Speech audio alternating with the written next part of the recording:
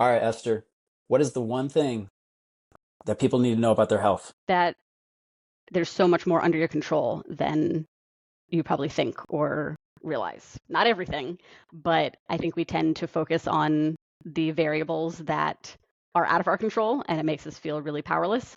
But the reality of it is our lifestyle choices, how we choose to move our bodies, what we choose to put in our bodies, makes a huge difference in our health and our quality of life. Dang, that's really good. Welcome back to Simply Satisfied, everybody. I am joined today by Esther Avant. Avant?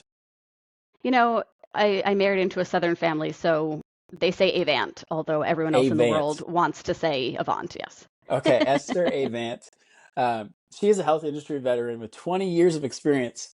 She's passionately guiding busy people to break through the barriers to better health. She, like we do on the show, she loves sharing practical tools, new ways of thinking, helps her audience focus on what matters, like, what's in your control. She's a keynote speaker, workshop facilitator. She's the co-owner of a coaching called Made by Me, an author of a best-selling book, To Your Health, a lifestyle of health, happiness, and confidence, and actually a host of the To Your Health podcast. Welcome to the show, Esther. Thank you so much. I'm excited to be here. It's going to be awesome. So, the number one thing people need to know about their health is the fact that they're so much more in control than people think. Now, I know that most people think, oh, I should work, I can control the workouts and I can control like water intake and I can control like the food choices. Is there more to that than the big obvious ones? Yeah, I think, one thing is that I think a lot of people don't realize that they can control things like the workouts, the water intake, or they tell themselves, well, with my genetics, it's not going to make a difference anyway, or that's such a small thing, it's just a drop in the bucket. If I'm only doing that and not all of the other stuff, why even bother? So I do think we kind of talk ourselves out of some of the kind of more obvious things. But one that's coming to mind, because it's been top of mind for myself, is just being proactive with things like medical appointments, getting your annual physical done, going to the dentist, getting preventative tests run for women, mammograms for everybody, colonoscopies, things like that. I think that's something that, especially when you have a family history of certain diseases, heart disease, cancer, things like that, I think a lot of people feel like, well, that's just kind of my fate, and don't even try to help themselves get a different outcome. And part of that, yes, is the choices we make day to day, but also things like, yeah, getting a screening done. So, if God forbid, if something is wrong, you catch it on the front end where it's hopefully much Yeah. less of a big deal than if you had buried your head in the sand for years and now it's too late. And why do you think people don't do that? I mean, it seems pretty obvious that like you should go like try to prevent some of these things and get screenings done and annual medical checkups. What do you think the biggest reason people don't do that is? That's a great question. I think part of it has to do with fear and not wanting to even entertain the possibility that something could be wrong. And it's like there's a name for it, but the idea that like until you know something, it like doesn't exist. Um, that you can pretend everything is okay or not that bad until you get a diagnosis or until somebody tells you like something really has to change. So I think a lot of it is fear of not wanting to face whatever that unknown may be. And then I think the fear of, if I do find out that something is wrong, then my life is probably going to change, whether it's because of, a treatment or things like that, or just the fact that like now I know and it's that much more important that I exercise or eat differently or things like that. Um, I'd say that's probably the underlying part of it. I think more practically though, like it's inconvenient. It is a total pain in the ass to get referrals and make doctor's appointments and deal with insurance, like all of that stuff where it's like it's already something that you don't really want to do. And then you add all of these barriers that just makes it, you know what, I will, that is a problem for another day. And then we find ourselves where like unless we're faced with something urgent, we just keep kicking the can down the road and kind of hoping for the best. Yeah, and that something urgent kind of kicks our butts, and it's like, all right, time to do something. But that also that also kind of stems from, like you were talking about, like if I don't know about it or if I can't see it, it doesn't exist, like kind of like out of sight, out of mind kind of thing. How does that play into like the people that are all in or not in at all? Yeah, that's something I see so often. It's just kind of that all or nothing, black and white mentality of either I'm waking up at 5 a.m. for my celery juice and my, hour of hot yoga, and my entire life is focused on being, this version of health, or all of that goes out the window. I've reverted back to all of my unhealthy habits, and there's not a lot of middle ground.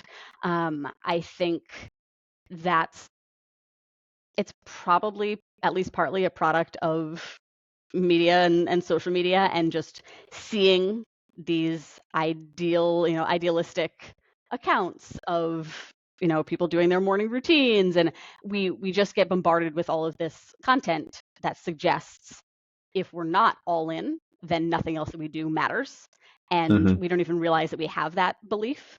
But that, I think, is what prevents us from doing the small stuff. Huh. And that kind of all or nothing, like I know you've mentioned in the past, we've talked, you've grown through the all or nothing. I know I used to be an all or nothing guy where like if I couldn't get an hour to work out, I would just be like, nope, not going to go work Yep. out. Yep. And Yes, it's so silly, the things that, like, the mental gymnastics we do to arrive yeah, at these conclusions. yeah, and like it wasn't even it, like sometimes it prevented me from doing things that I wanted to do or need, quote unquote needed to do, but also it kind of put my mindset or put my thinking in a terrible spot where I would be like, oh man, like I didn't hit a gallon of water today, or I didn't hit my calorie count, and it would like ruin the rest of my day or ruin the next day. How can people move? And it's totally different thinking of it as somebody who has a history in the fitness industry, who knows like kind of the standards they should be living by, or like that will help them be optimal. But when it comes to people who might not be aware, the all or nothing is shown in the, oh, I don't have time to go to the doctor, but then as soon as they learn about it, it's like, well, now I got to do this, and I got to buy a juicer, and I got to get, buy this program, and I got to hire this coach, and get these resistance bands. And like, how does somebody move from jumping extreme to extreme, all or nothing, to building just like slow, sustainable steps along the way? Yeah, it's a process, and it's one that I think a lot of people aren't open to until they have tried all or nothing so many times that they're left with no alternative but to conclude that, like, that's not working. And then they're sort of more open to, like, all right, well, if that's not working, I'm like, okay, sure, maybe I'll try something else. And it's tough because usually people don't oscillate from all to nothing before they see some results. Usually it's like you go all in for a couple weeks, maybe even a couple months, and you do see some changes, and that feels really good. But it also strengthens the belief that I need to do all these things in order to see results. And then when inevitably you can't sustain it, you're left feeling like, all right, well, if it took that much effort to see those results, then anything less than that isn't going to get me the result that I want. And so many people are looking for those kind of instant and dramatic improvements that they'll say, I'm just not motivated to keep going unless I see the results up front. Like, I need to lose some weight like really fast to show me that it's working, and then I'll, right. So we continue to foster this belief that it takes a ton of effort. So I think a lot of it is conversations like these calling attention to, is that approach actually working? If every 3 or 6 months you find yourself right back where you started, you've gained weight back, you're feeling badly again. So if we know that repeating that is going to lead you to the same place, what if we just tried it differently? What if we did less and we shifted expectations? We kind of, with the decrease in effort, we decrease our expectations that I'm not going to see 5 pounds of weight loss this first week. I'm not going to see I'm down 20 pounds this first month. And we come to terms with, like, that's going to be frustrating. I'm not going to feel great about that. I would like to get there faster. Yeah. And also, I know that the goal is not to lose it as quickly as possible and then gain it back. If the goal is to keep it off, then I've got to have that long term in mind. So I think that's part of it. I think also something that's really easy to adopt right away is just starting to question the thoughts that you have, where I very much like you, if my workout, got cut down from 60 minutes to 55, it was like, well, better luck tomorrow, or, I'll Yeah. try again on Monday, is you just practice pausing and noticing, what is the actual thought that I'm having right now? What is it that I'm telling myself that is resulting in me skipping this workout? And you identify something kind of ridiculous, like if it's 55 minutes instead of 60, it's not worth it. And then you ask yourself, like, is that really true? And you just start to fact check yourself, because we don't do that very often. We just take our thoughts as dogma and we act accordingly. But when you start to question them, you realize how off they are relatively often. And Yeah.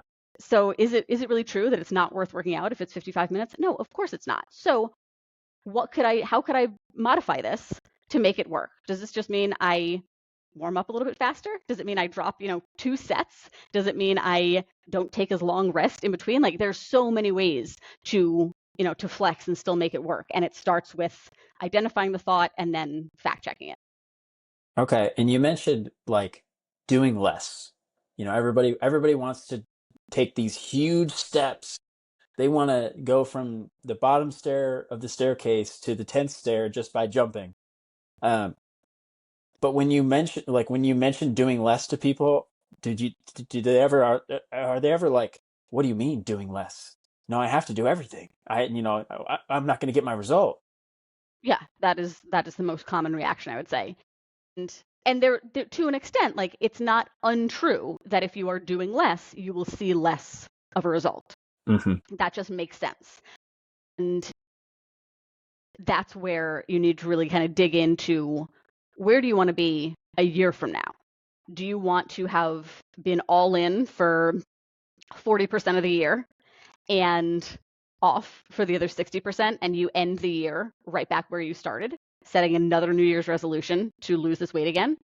Or do you want to have maintained, say, a 25-pound weight loss? Say you're trying to lose 50 and your goal is to lose 50 by the end of the year. And year after year, that's the goal, is I'm going to do A through Z, and I'm going to lose 50 pounds this year. And each year, you're pretty much the same. So what if you said the goal is to lose 25 this year, which, yeah, I know that's not the big goal, but it's halfway there.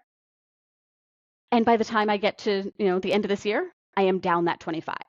And I've done it in a way that feels livable, in a way that's been enjoyable, and in a way where I can actually fathom continuing to do this to get the rest of the weight off. Like, that's the vision that I think is really important to build, because, yeah, the results are going to come more slowly. But in the grand scheme of things, it's very tortoise and hare. It's not slower when you think about doing it once and being done with it, or doing it faster over and over again for, the next 20 years.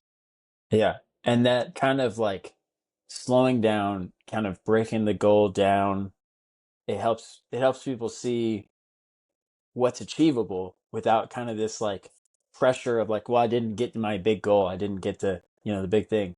Now, did your all or nothing mindset affect your clients at all, or affect the people that you were helping out at all did you kind of grow past that before you started coaching? That's a really interesting question. Was working through that as I was personal training in my first couple of jobs.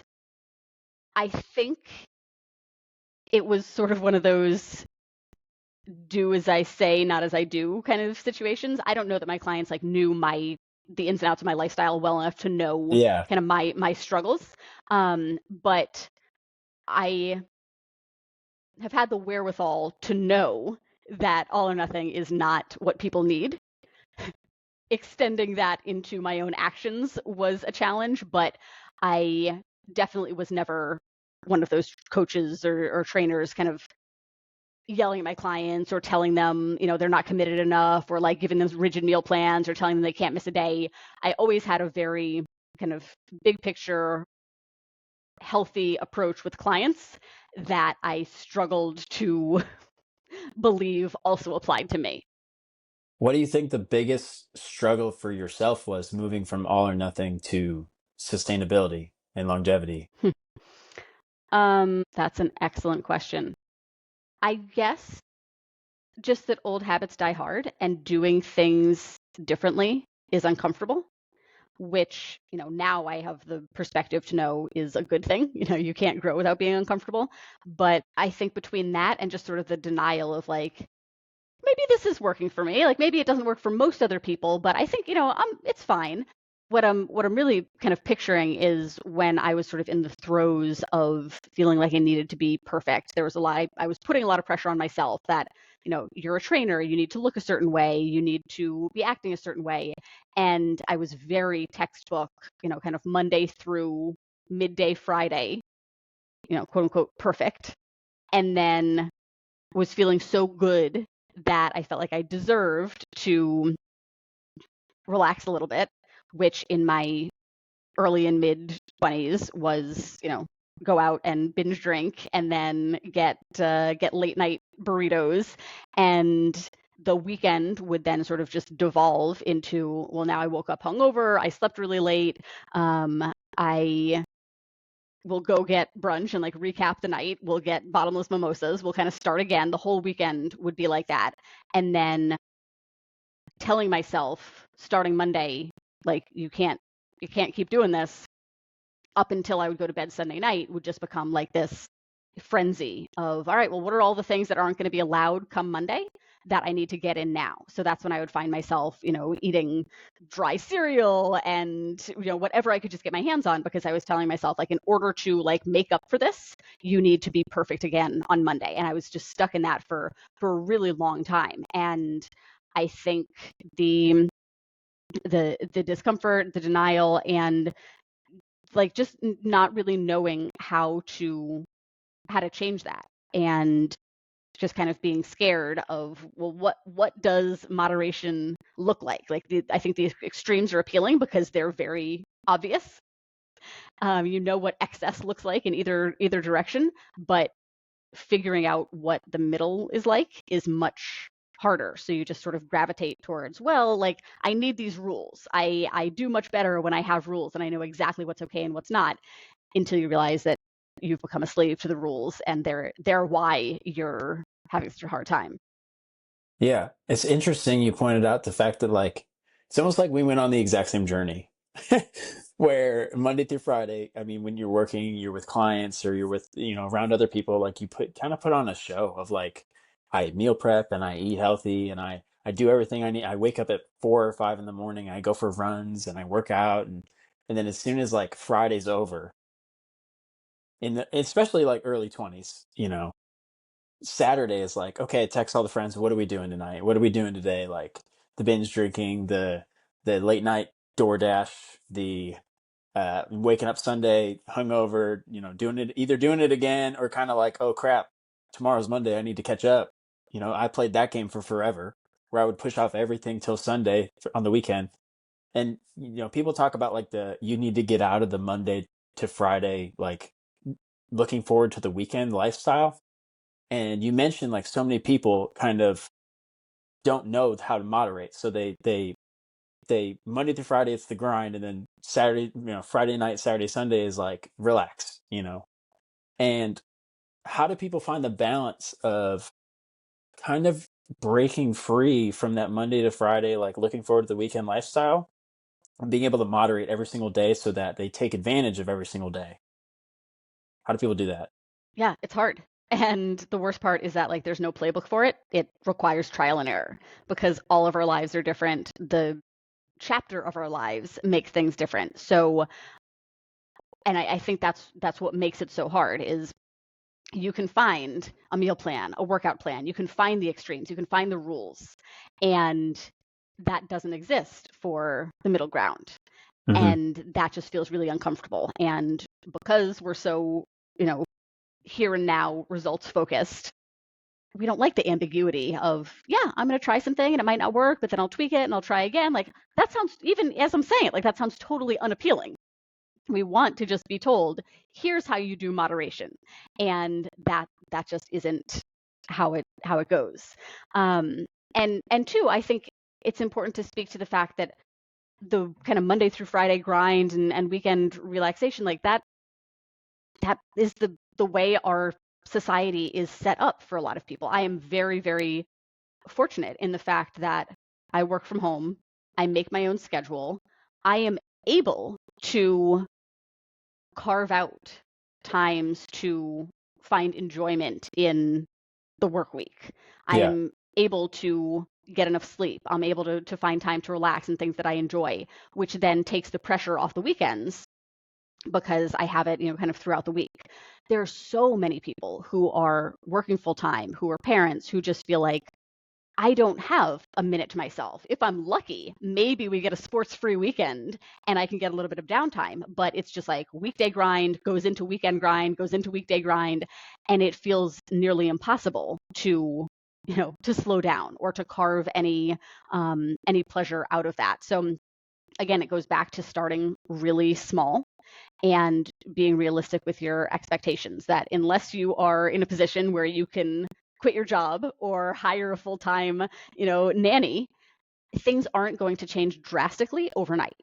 But to go back to what we were talking about at the beginning, you do have more control than it seems like. You may not be able to, and I think too, it's important to question what we're telling ourselves is non-negotiable.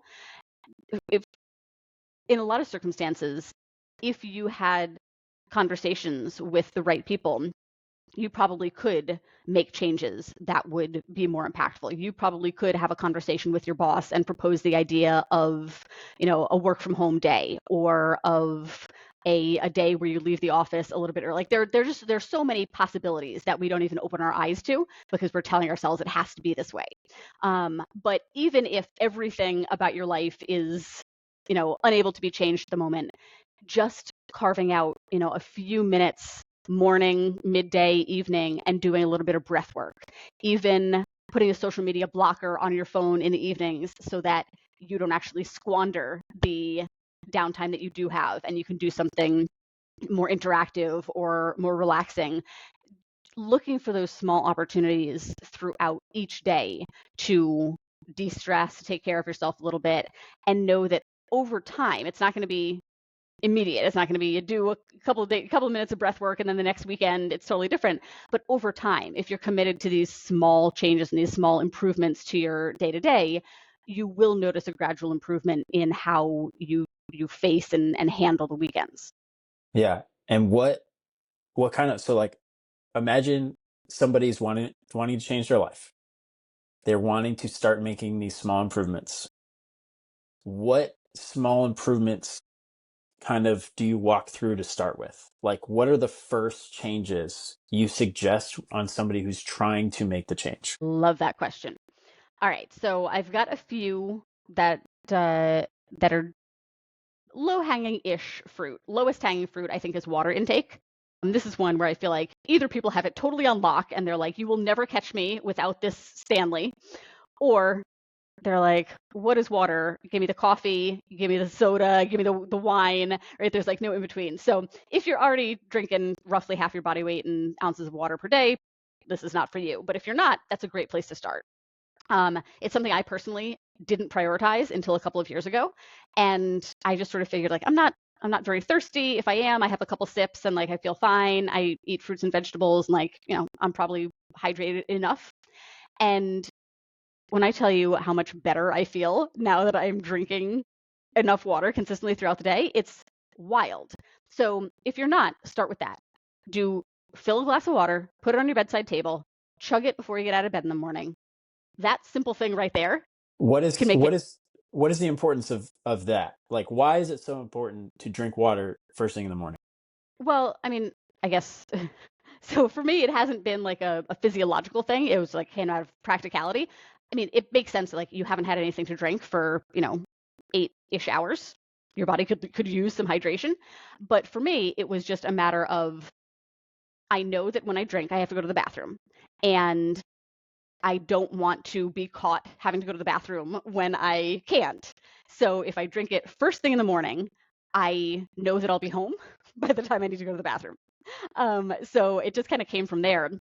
And also from like, if you don't do it right away, you get caught up in like the morning stuff, the routine. And then next thing you know, I don't drink coffee, but most people do. You have that cup of coffee first, and then you're like, well, I just had a liquid. And next thing you know, it's maybe, 9, 10 o'clock and you haven't had any water. So it's just like, if you have a hard time doing something, front loading the day with it just Yeah. makes sense. It makes the rest of the day easier, even if it gets away from you. It's like if I do another glass at lunch and do another glass at dinner, like I'm pretty much good to go. So that's a really easy one. Another one that is less easy, but arguably more important is sleep. And I think if you're finding it hard to exercise consistently, if you don't have a lot of energy, if you have food cravings and kind of all of that, which most people do, prioritizing your sleep is a great cornerstone to get in place because it makes everything else easier. You'll reduce your cravings, you'll feel more satiated, you'll have more energy for workouts. It'll be easier to wake up in the morning just by prioritizing that one thing. So sleep is another one, kind of reverse engineering. Based on the time I need to wake up in the morning, what time do I need to be lights out? Based on how long it takes me to kind of unwind when I'm in bed, what time do I need to get in bed? Based on that, and you just kind of figure out when does stuff need to get done in order for me to make this sleep time a top priority. And that in and of itself can lead to several kind of small changes of how you do things in the evenings, but prioritizing the whole kind of nighttime routine is a great priority. Connected to that is, like I touched on earlier, but social media. Often we don't get into bed on time because, or maybe we'll watch Netflix for a while, then we get into bed, then we doom scroll until we're like, shoot, I meant to be asleep an hour ago. I gotta not do this. I use Or a 3 in the blocker. morning and you're like, oh no. Right. And then you can't sleep because you were just doom scrolling for 3 hours and you're like, the world is Yeah. falling apart. I can't possibly sleep now. So I block social media on my phone so that it is just not an option for me to do. And I'm left with either I sleep or I read a book or I do a crossword puzzle or I just do something that doesn't involve a screen. That will help you prioritize your sleep. And then tied to that on the other end is not hitting snooze in the morning. This is a huge one. So many people have those good effort, good intentions when they set the alarm and then don't even consider actually getting up when it gets off. Just hit snooze a bunch of times until you're late. And then the whole morning is chaos and kind of the whole day feels like you're scrambling. So do what you need to do. It's baffling to me how many excuses people have as to why they can't do this. Like, oh, but my phone is my alarm and I need to have my phone next to my bed in case my kids are out late and they call me. Like, you have to want there to be a solution. So Yeah. if you struggle with hitting snooze in the morning, do not have your alarm where you can reach it from bed. If you want to get a traditional alarm clock, do that. If you just want to charge your phone somewhere that you can't reach it and you have to physically get out of bed, do that. But that one thing will make a huge difference in the whole rest of the day. Maybe you'll start exercising in the morning and check that off. Maybe you just stop having those chaotic mornings where you're yelling at everybody to get out of the house and you're rushing and you don't have time for breakfast and you're spilling all over yourself. Maybe you can just have a calm morning, and to what we were talking about earlier, you create some peace in the weekday so that you're less living for the weekend. But do that. Wake up, turn the alarm off, fold the bed back so it doesn't look like you're supposed to get back in it. Splash some cold water on your face, and you're good to go. I got a Murphy bed for that exact reason. I literally wake up, the alarm goes off. It's across the room because I've had problems in the past with alarms. I was that person where I would have it on phone on my bed and just roll over and snooze it. I would actually turn it off completely and just roll back to Mm-hmm. sleep. Mm-hmm. Not even a snooze. I went through probably 8 different types of alarm clocks. The ones that are like super loud. I had an app on my phone where I had to do like geometry problems. The ones where I had to like shoot a laser at a target. There was another one where like it was on wheels. It would like jump off your dresser or jump off your nightstand and just start going around. You had to chase it and put it back on the stand. I've had all of them. And so alarms was a big thing for me. And like you said, having a reason to get up or having like, that's a big part of it because when I wasn't living for the weekend or when I was just living for the weekends, when I wasn't kind of prioritizing myself on the weekends, it was very easy to just be like, why would I even set an alarm? Like I have nothing to do tomorrow? Um, but that plays into everything else. So like the sleep, you know, it plays into the water because now instead of waking up at my normal time, I'm waking up at a totally different time. And now I've missed that 3 or 4 hour window when I used to drink water. And now instead of getting the normal amount of sleep that I used to get, I'm now getting way more or way less, depending on if I was out drinking, whatever.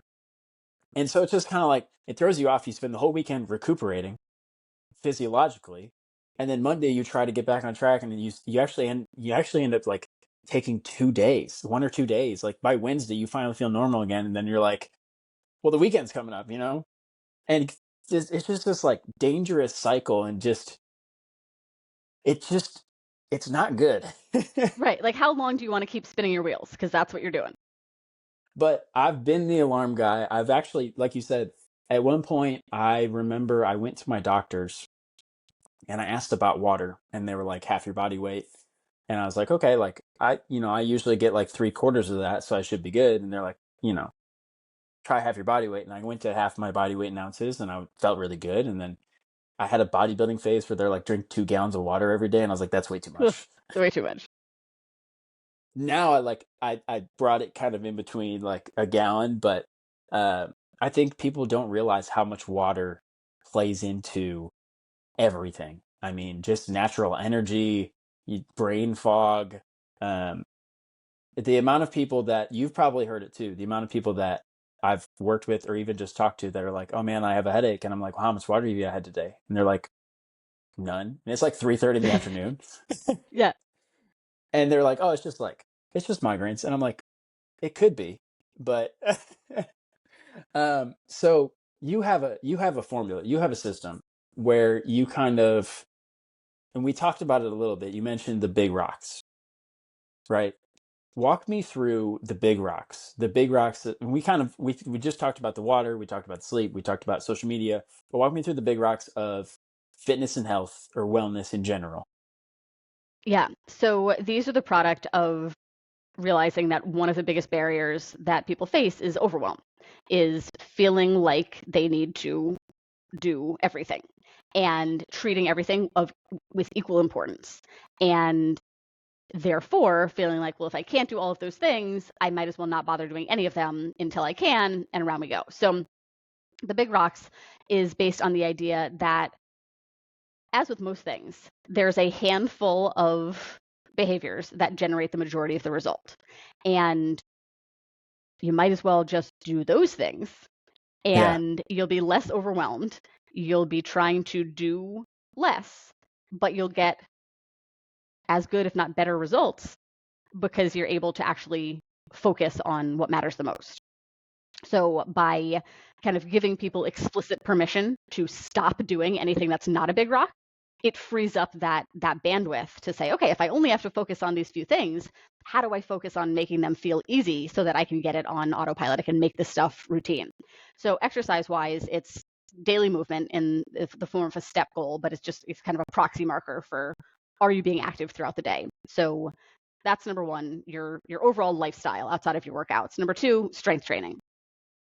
Minimum 2, ideally 3 full body sessions per week is a great place to start. If you enjoy it and consistently do it more often, you can get into a body part split or something like that. But for most people, trying to get in 3 sessions a week is a good place to be. Yeah. So the third one is rest and recovery.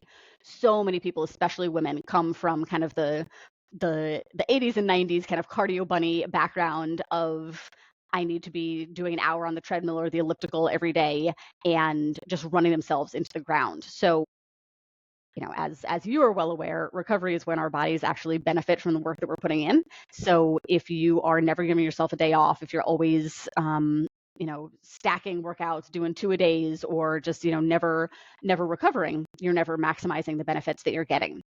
Now, that's not to say anything that's not on this list is bad or you shouldn't do, but make these the priorities. Get in, 7,000 plus steps per day. Get in your strength training. Take a rest or an active recovery day, if not more, each week. And then with the time, energy, interest you have left, fill in the gaps with the other stuff you enjoy. If you like to run, if you like to cycle, if you like to do Pilates or bar or whatever it is, build those in because you do want to enjoy the things that you're doing. But as far as your results go, they're not going to be as impactful as those big rocks. Then it's kind of the same approach nutritionally, is instead of, so many people are fixated on their net carbs, their feeding windows, their, blood sugar, all sorts of things that, especially when it comes to weight loss, they're just not that important. Hmm. So, number one, your caloric intake, whether you're trying to lose weight or see body recomposition or build muscle, how many calories you're taking in matters. Do you need to track that? Not necessarily, but it can be a really useful tool for people, especially initially to develop awareness. And then your protein and your fiber intake. If all you're doing is focusing on those three numbers, you have so much less to think about than you probably have been. And then you can start to actually learn, what does a day of eating look like for me when I'm eating an appropriate number of calories and enough protein and fiber for my goals, for muscle retention, for overall health. And the more you just focus on that, the more you get like your go-to meals, you start to make it easy to eat in a way that fuels your health. And those are the big rocks. So run through them Those are again the real big quick. rocks. Steps: strength, rest, calories, protein, fiber. Okay. So 3 of them dealing with movement, 3 of Mm-hmm. them dealing with nutrition. Mm-hmm. I love it. And so the what's crazy is, and I'm going to revert back a little bit, is the 3 things, like the 3 small steps you mentioned: the water, the sleep, the social media. I know water and sleep, social media, but water mostly does have to do with nutrition. But where do those fit into the big rocks? Because most people would probably think, oh, I need to start doing a program. And when you tell them water, sleep, and social media, they're going to be like, well, what about my workouts? What about like my fiber intake? And what about like, I had a bag of chips yesterday that had this many carbs? Like, what about all that? So where does that fit in? Yeah, that's an excellent question. And actually, as I was writing my book, this exact thing came up where I was like, you know what? I need to add some lifestyle big rocks, because it's not just workouts and nutrition. That's kind of the tip of the iceberg. That's what most people focus on, but there's so much more to it than that. So things like sleep, stress management, social media, hydration, I would consider those to be lifestyle big rocks. And it's not that they need to come first necessarily. These are all kind of, they can be worked on in conjunction. They can all kind of work hand in hand. But what I have seen is that even when people know the exercise and nutrition big rocks, and we've really simplified it, people often still struggle to prioritize them consistently.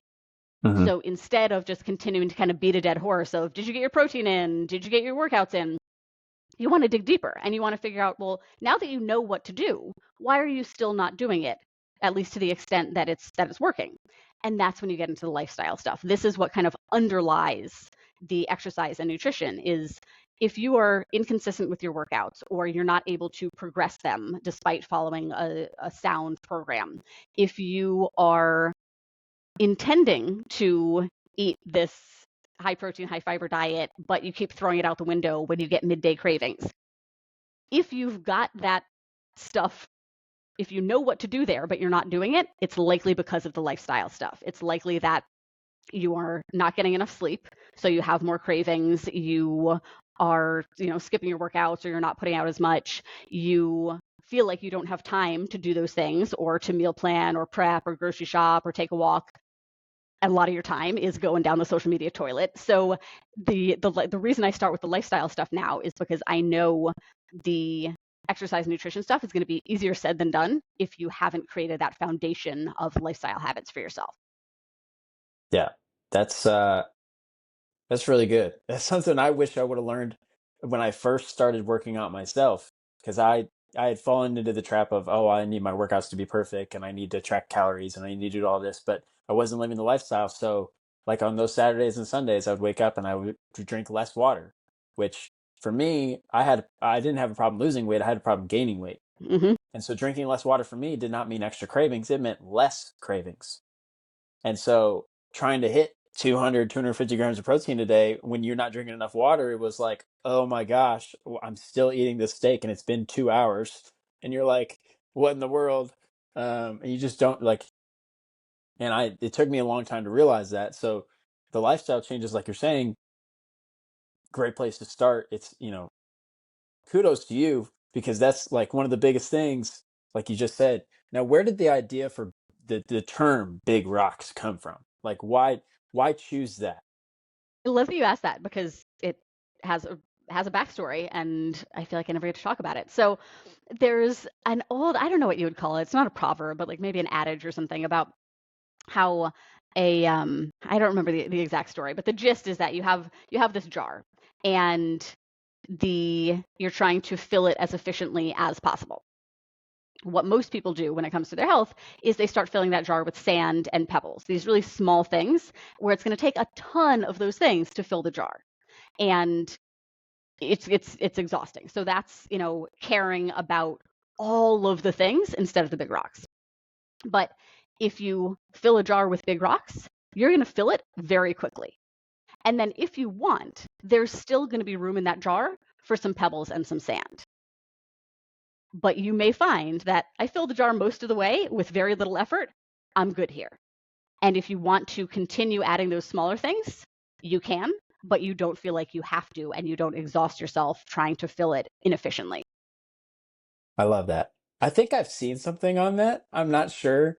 Um, I like it. The term sounded familiar, but I want, the jar example is, I think it is, yeah, like you said, it's an old adage or old proverb. And I never fully learned the story, but that's amazing that and that's part of your book, right? That's part of your philosophy, right? To have those big rocks, have people, have those overarching kind of pillars that people can kind of be like, okay, I'm crossing off X, Y, and Z on these big rocks, and that's what's leading to my health. What's leading to optimal results and wellness and everything, right? Exactly, because I do think it's important knowing that exercise and nutrition are so important for health and for weight loss. You can't you can't help people be healthy if you're not talking about those things, and knowing just how human brains work, and that we do like there to be specific things that we can check off. I did this, and that consistency in those things is what drives results. I think that's a very important piece of it. So that's what I kind of lead with is here's what you want to know. Here's what you should do for workouts. Here's what you should do for nutrition.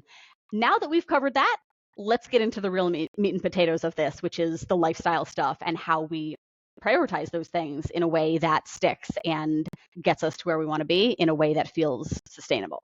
Yeah. Now, zooming out a little bit, because I know that you work with a lot of busy people, right? If the big rocks of fitness are the nutrition, the protein, and the workouts, and walking, the steps, those are the big rocks of fitness and nutrition and wellness, right? Zooming out a little bit, if we look at the boulder of health and wellness, where does that fit into the boulders of work and family? And because a lot of people, like you've probably experienced, a lot of busy people will be like, oh, my health and wellness comes second or third to or fourth or 10th to whatever I got, whatever else I got going on. So where should people put that big boulder of health and wellness? Okay, first of all, I love the idea of boulders. Yeah, I will credit you, but I may steal that. That's so good. I love that concept because you hear a ton about work-life balance. So you've got two big boulders right there. And what you don't hear about is health. And I believe that it should be work-life health balance, because without health, what are the other two? You're not productive, you're not there for the people Yeah. that need you. So it should be, I think those are the three big boulders of our lives. And one you don't really hear about. I think part of what stresses people out is feeling like all three of those things need to be the top priority simultaneously, which just isn't possible. So I think when we talk about balance, it's less of 33.3% for all three, and it's more about, it's almost like that shell game where you have the three cups and the ball is hidden underneath one of them. It's like they're always shifting in like the 1, 2, 3 spot, but they're always shifting. One is not always in a distant third. They're always sort of in flux. So I think this makes sense to us in when we look at work and life is, say you just had a baby. Well, life, your family boulder is top priority. Hopefully you're getting some sort of parental leave, but you're really focusing on this new baby. And work is number two to that. As your kid gets older, you need to keep your job, right? So you go back to work and maybe you have some catching up to do. So now maybe work is, taking that top spot. But they're always sort of jockeying for position. You recognize that they're not going to be tied all the time, but that after you've prioritized one for a bit, you're going to need to give some extra attention to the other. And I think we just need to get health more in that mix of, there are times of the year for each individual where making your health a priority is probably easier. For some people, maybe it's the summer and, the longer days, the nicer weather, it's easier to get outside, be active. Maybe you have a garden, you're eating more fruits and veggies, things like that. Maybe for other people, you're like, summers are chaos. We travel, the kids are out of school, work is busy. Yeah. That's a tough time for me. But the winters, it's slower. We're indoors more. I have a Peloton that I like to ride. I like to, I have more time to cook. It varies from person to person, but you just want to make sure that your health isn't always the boulder that's on the back burner. And when you do start to recognize the signs of maybe your health slipping a bit, you know what it takes to get it back to where you want it to be. And I think that's something people have a really hard time with, is they feel like once you reach kind of like the pinnacle of health, you should stay there for forever. And that's just not realistic. It's always going to be in flux. There are going to be times that your weight is up a little bit or your weight is down a little bit, and it doesn't matter. That's just like, that's normal. That's part of it. But that you are paying enough attention to see the trajectory you're going in. And when you notice yourself slipping into old habits, or your pants getting tight, or you're getting more winded when you're doing a certain thing, you realize, okay, these are the early signs of me needing to shift this back up on the priorities list, and knowing that it's not going to be a permanent thing. I need to be okay with taking a little bit from my work or my life kind of boulders to prioritize this now. And then once I get that back to where I want it to be, then I can shift again. And where do you find the balance, instead of like, because the shift is good, kind of moving the boulders around, moving them, wherever your life is at, for accountants during tax season, obviously it's mostly work, but um, where do you find the balance between kind of always waiting for the next reason to move the health back up and preventative maintenance? So instead of, because Mm, you mentioned like, oh, people, move it up as a priority, and then maybe work and life take back over, and then like the pants get too big and then you move it back up. Like, but you don't want people to like kind of move it up and then kind of like forget about it. So where do you kind of right. find You that don't want, balance? yes, I can recognize that it seems like a fine line between that and yo-yoing, where it's like you make it a priority, you lose the weight, you feel good, you deprioritize it, you gain it back. Like, we don't want that. So I'm talking like a much smaller scale, a much smaller fluctuation. And I think what can help with that is developing habits and systems and routines that help you continue to do most of the big rocks, regardless of what else is going on in your life. And knowing that like each time you have, it moves up a little bit, moves down, your expectations of yourself are probably increasing over time. So this is, I hope, an example that makes sense. But I used to really struggle with emotional eating and binge eating type behaviors. And as I have worked through that, what I found is that it happens a lot less often. And when it does, it's a lot less kind of damaging. And I bounce back much more quickly. It's not that it never happens, but it's a much less big deal when it does. And over time, what, kind of qualifies as that behavior has really shifted. It used to be I would eat thousands of calories and feel terrible, and it would ruin a week. And now it's like, I eat a couple extra spoonfuls of peanut butter when I told myself I wasn't going to. And I'm like, well, all right, you got to move on from that. So what I expect from myself has changed over time.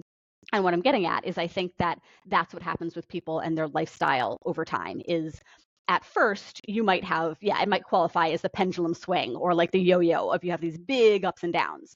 But then the next time you catch it a little bit sooner, so it doesn't fluctuate as much.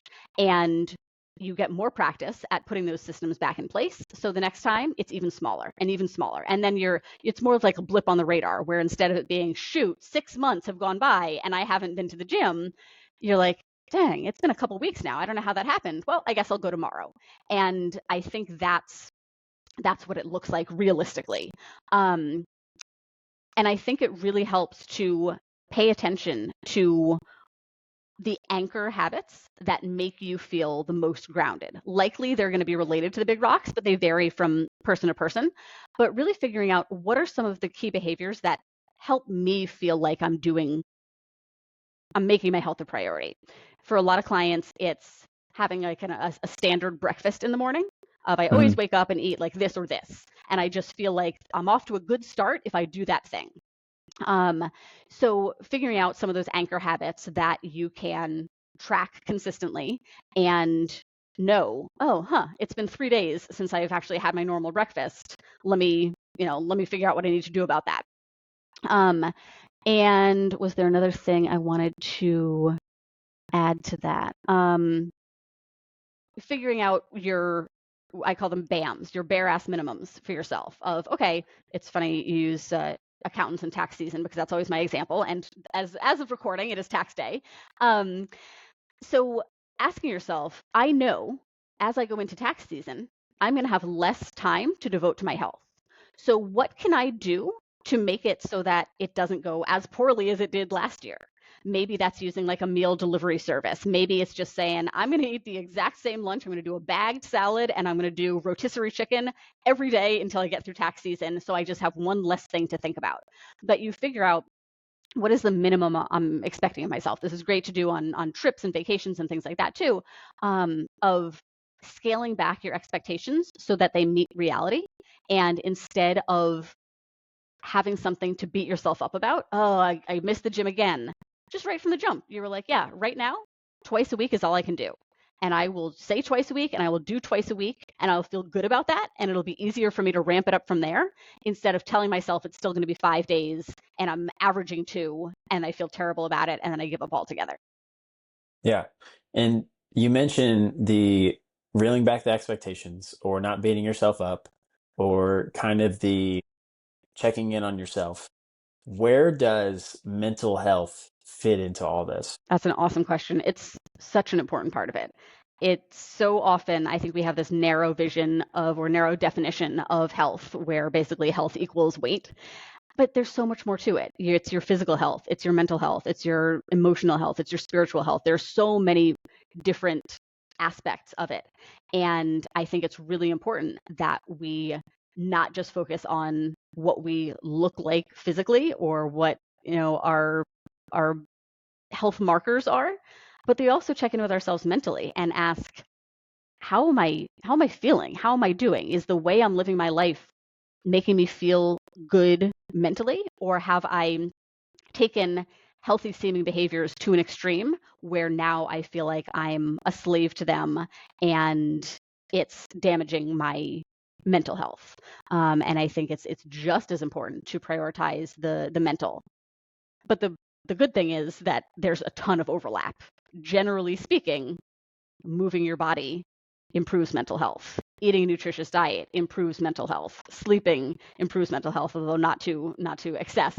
But you know, generally speaking, those mental and physical health shouldn't be at odds. And if you're finding that they are, that's a good sign to kind of take a step back and figure out why and what needs to change. Yeah, because a lot of people that I was one of them. I had a past where I would work out because I didn't look like I wanted to or Hmm. what I saw in the mirror, and I was almost beating myself up because I didn't look like I wanted to, but I was working out to look like it was like a weird cat and mouse game. And so the mental health, you talked about emotional and spiritual health as well, right? How do you kind of balance the four of them? What does that kind of look like on maybe a day-to-day basis, or the habits or the approaches that people take, like fitness, or physical is obviously the fitness, the nutrition, but the mental, the emotional, the spiritual, where do those fit in on the daily habits or the small improvements? Yeah, I feel like it's very similar to what we were talking about with the boulders of like kind of them um all shifting and you're spending time on each of them each, day, week, month, whatever. I think it's similar with all the components of health. And one of the things I really encourage clients to do that I think is useful for everyone is I call it weekly life admin, which I got from a client, but it's basically like checking in with yourself, setting aside time each week to check in with yourself, reflect on the previous week, your wins, your challenges, and do realistic goal setting for the upcoming week.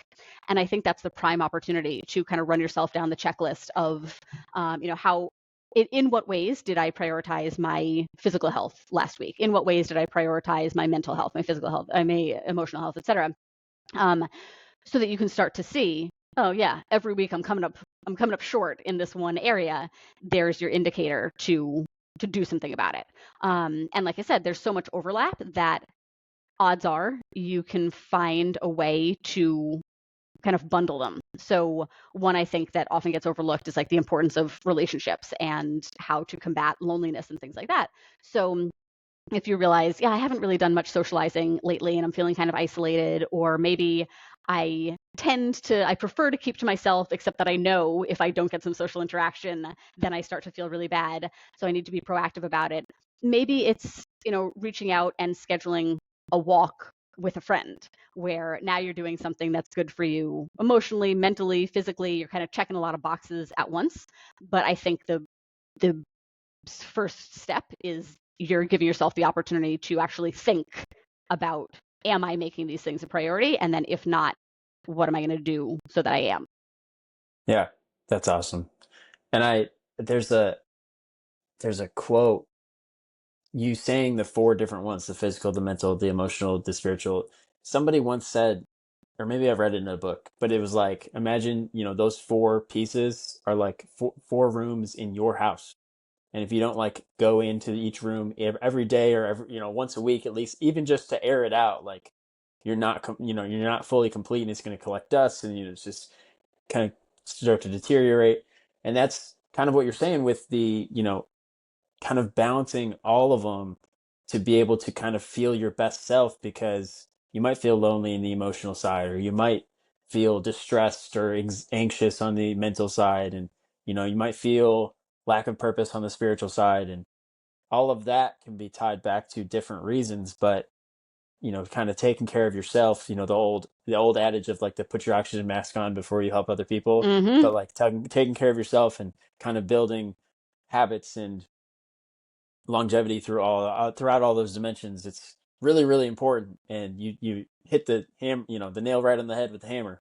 um Now, one last question for you, and this is kind of the theme of the show, but it's also something that I always wonder is, in your coaching experience or in your life or in your business or relationships or any, whatever it is, what is the biggest thing that you wish you would have learned or somebody would have taught you earlier in life? I love this question. It's that there's nothing that you can't do if you're willing to learn how. I had this realization when I decided to write the book, that for years I'd talked about, or I'd thought, that would be a cool thing to do sometime. Just the kind of standard imposter syndrome. Who am I to write it? What would I have to say? That sort of thing. And I don't know what exactly it was, but I had this light bulb moment where it dawned on me that the only difference between me and the books on, the authors on my bookshelf was that they had decided to figure out how to write a book.